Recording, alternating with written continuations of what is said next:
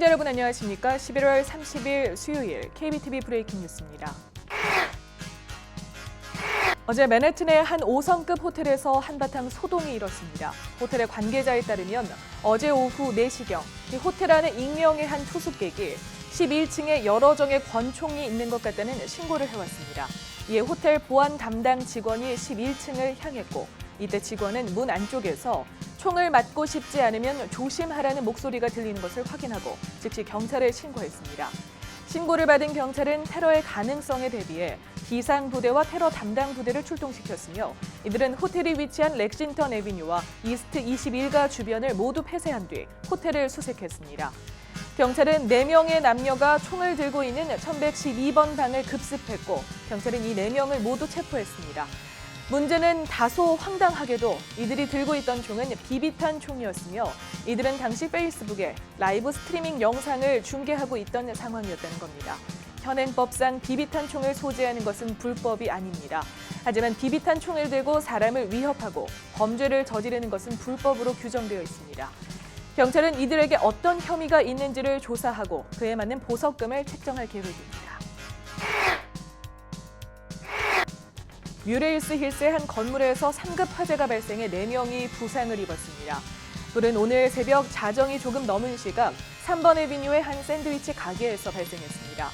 불은 레스토랑 안쪽을 태운 뒤 아파트 건물을 타고 올라갔지만 다행히 위층에는 현재 사람이 살고 있지 않아 큰 인명 피해는 없었습니다. 4명의 부상자들은 현재 병원에서 안정을 취하고 있으며 큰 부상은 아닌 것으로 전해지고 있습니다. 뉴욕시경이 미드타운에서 발생한 현금 수송 차량 절도 사건의 용의자를 추적 중입니다. 뉴욕시경은 지난 9월 29일 4시 반쯤 현금 수송 차량에서 160만 달러가량의 금괴들이 사라졌다는 신고를 받았습니다. 차량은 5애비뉴와 6애비뉴 사이 웨스트 48가에 주차돼 있던 것으로 알려졌습니다.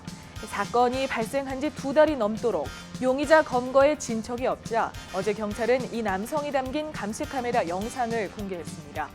용의자는 히스패닉계 남성으로 5피트 6인치의 50대 중년 남성입니다. 어제 브루클린의 한 가정집에서 3살 남자 아기가 머리에 치명적인 부상을 입어 의식을 잃고 뇌사 판정을 받는 사건이 발생했습니다.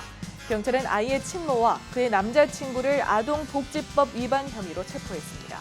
경찰은 어제 오후 그레이브샌드 2161 웨스트 5가에 위치한 가정집에서 의식을 잃은 3살 남자아이를 발견해 그를 인근 병원으로 옮겼지만 아이는 뇌사 판정을 받았습니다.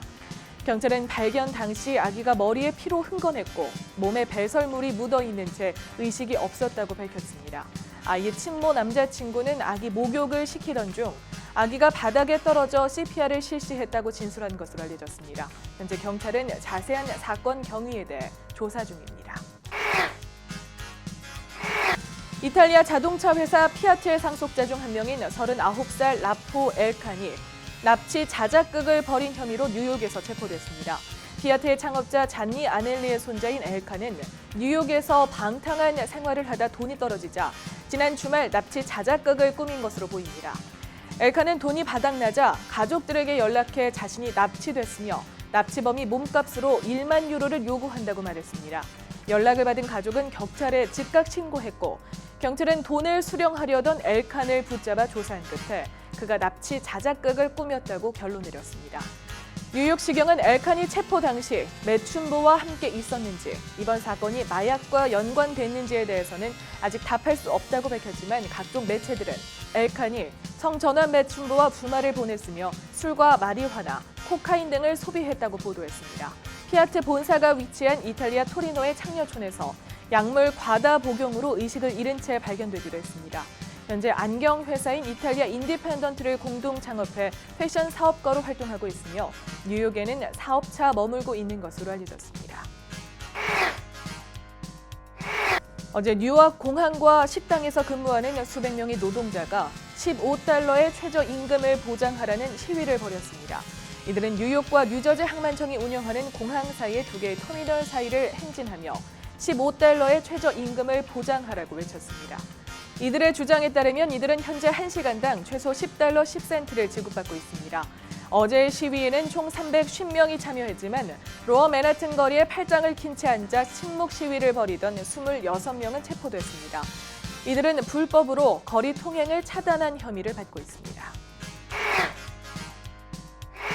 미국 내 백인 우월주의 단체 쿠클러스 클랜, 일명 KK단의 홍보물이 롱아일랜드 레일로드 탑승객과 서포 카운티 주변의 주민들에게 뿌려지고 있습니다. 롱아일랜드에 거주하는 이들은 LIRR 열차 안 의자에서 이 KKK 홍보물을 심심찮게 볼 수 있다며 불만을 토로하고 있습니다. 또 이스트 햄튼이나 아마간스 등에는 집과 도로에 선전물이 붙어있는 경우가 최근 들어 빈번하게 발생하고 있습니다. 서포 카운티 경찰 당국은 선전물을 배포하는 것은 불법이 아니지만 최근 혐오 범죄 등이 잇따르고 있는 상황에 KKK의 선전물이 카운티를 소란스럽게 하는 것은 바로 잡아야 한다며 누구든 이런 선전물에 개입된 사람을 발견하면 신고할 것을 당부했습니다. 도널드 트럼프 대통령 당선인, 선거 기간 동안 대통령에 당선되면 사업을 모두 접겠다고 공언한 바 있죠. 오는 12월 15일 당선인이 공식 기자회견을 열고 이에 대한 구체적인 계획을 발표할 것으로 보입니다. 트럼프 당선인은 어제 자신의 SNS에 기자회견 자리를 가질 계획이며 이 자리에서 미국을 다시 위대한 국가로 만들기 위해 모든 사업들에서 완전히 손을 떼고 국정 운영에 전념하겠다는 사실을 논하겠다고 밝혔습니다. 당선인은 이 같은 일이 법적으로 필요한 것은 아니지만 대통령으로서 다양한 사업들과의 이해 충돌을 피하기 위해 그렇게 하는 것이 매우 중요하다고 생각한다고 덧붙였습니다. 또 이에 따라 자신을 완전하게 기업 운영에서 배제시키는 법적 서류 작업이 진행되고 있다며 대통령직이야말로 훨씬 더 중요한 업무라고 말했습니다. 이로써 트럼프 대통령이 지금까지 맡아오던 사업은 모두 자녀들에게 돌아갈 예정입니다. 내각 인선은 계속 이어지고 있습니다. 재무장관과 상무장관도 지명됐습니다. 우선 재무장관에는 월스트리트 출신의 스티븐 무누신이, 상무장관에는 억만장자 투자자인 윌버 로스가 각각 임명됐다는 사실이 이 두 사람을 통해 확인됐습니다. 스티븐 무누신 내정자는 트럼프 당선인과 일하게 돼 기쁘며 이 같은 직책을 얻게 돼 영광스럽다고 밝혔습니다. 무누신은 정치 경험은 없지만 지난 5월 트럼프 캠프의 재무 담당으로 합류하면서 트럼프의 신임을 얻었습니다. 법인세 인하와 개인소득세율 3단계 축소 등 트럼프의 세제 개혁 공약을 마련하는 데 핵심적인 역할을 했습니다. 개인 자산이 4천만 달러에 달하는 무누신은 투자은행 골드만삭스에서 일했고 이후에는 사모펀드 대표를 맡았습니다. 한편 사모펀드 WL 로스앤코의 회장인 윌버 로스는 대선 기간 동안 트럼프의 경제 정책 자문을 맡아왔으며 미국의 북미 자유무역협정 체결과 세계무역기구 WTO 가입이 미국 제조업 일자리 감소를 유발시켰다는 트럼프의 주장을 형성하는 데 기여한 인물입니다. 자유무역에는 부정적이며 보호무역주의를 강조하고 있습니다. 그의 자산은 포브스 추산 29억 달러에 달합니다. 오늘 밤 맨해튼 록펠러 센터 크리스마스 트리 점등식이 열립니다. 올해도 어김없이 거행되는 초대형 트리 점등식은 오늘 밤 8시 55분에 불을 밝힐 예정입니다.